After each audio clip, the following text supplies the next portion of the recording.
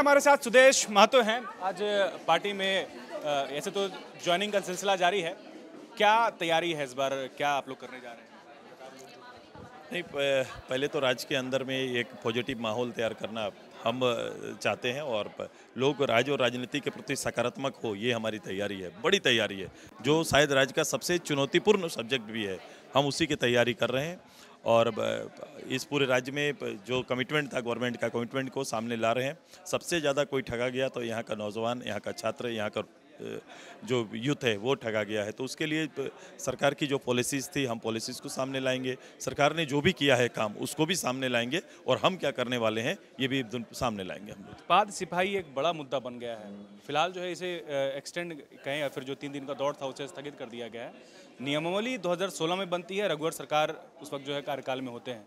आप कह रहे थे कि नियमावली में बदलाव की जरूरत है, क्या वाकई नियमावली में बदलाव की जरूरत है? और बदलाव की जरूरत है तो इससे पहले आप लोगों ने इस तरह मैं ये कह रहा हूँ कि सरकार अगर 3 दिन स्थगित की है तो निश्चित रूप से नियमावली की ओर झांक रही है, इशारा भी कर रही है। तो कहीं अगर त्रुटि था तो उसके जिम्मेदार वो थे, क्योंकि उन्होंने ही बनाया। उनको ये प्रैक्टिकली समझना चाहिए कि ये क्या लोगों के लिए या जो हमारे अभ्यर्थी आएंगे उनके लिए उपयुक्त होगा या नहीं होगा, उनको देखना था।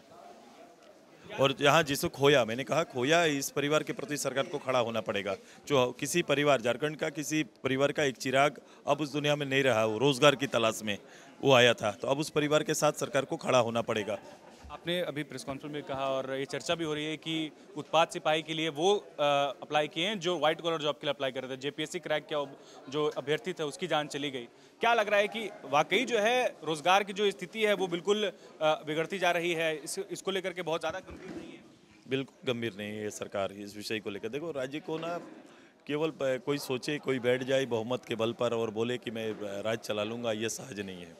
ये एक प्रशासनिक क्षमता जरूरी होती है और प्रशासनिक क्षमता के साथ साथ दूरदृष्टि होनी चाहिए लीडर में, जो अपने राज्य को कैसे हम आगे ले जा सकते हैं। एक बहुत बड़ा कंपटीशन है, ग्लोबली है, देश के अंदर कई तरह के कंपटीशन चल रहे हैं, राज्य के अंदर भी कंपटीशन चल रहे हैं। अब इस बीच में राज्य को एक अच्छा लीडर खींच के कैसे आगे ले जाएगा, ये ज़रूरत था। यहाँ बहुमत में तो लोग पद पे आ जाते हैं, लेकिन पद की जो गरिमा है, पद का जो ओहदा का दायित्व है, उसको समझ नहीं पाते और कहीं ना कहीं नुकसान पीढ़ियों का हो जाता है। 8 तारीख को क्या कर रहे हैं?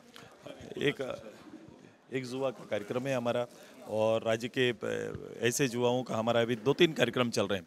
एक जन जागरण का कार्यक्रम चल रहा है, एक बायोडाटा संग्रह का कार्यक्रम हमारा यूथ कर रहा है और उसके साथ साथ हम सभी लोग उस दिन इकट्ठा होंगे। बायोडाटा के साथ सभी लोग आएंगे। साथ सरकार के लोगों को शायद इस बात का पता नहीं कि उनके यहाँ पर कितने यूथ बेरोजगार पड़े हुए हैं और उनके लिए क्या प्लान है। 0 प्लान पर 5 साल काम की है। हम लोग सारे डाटा गवर्नमेंट का भी अभी निकाल रहे हैं और निकाल के रखेंगे कि 5 साल यूथ के लिए, यहाँ के युवाओं के लिए, छात्र के लिए इनको क्या काम किए।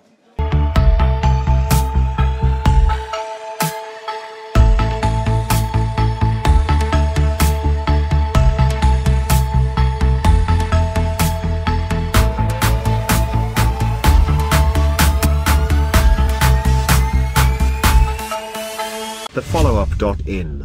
Like, share, and subscribe. www.thefollowup.in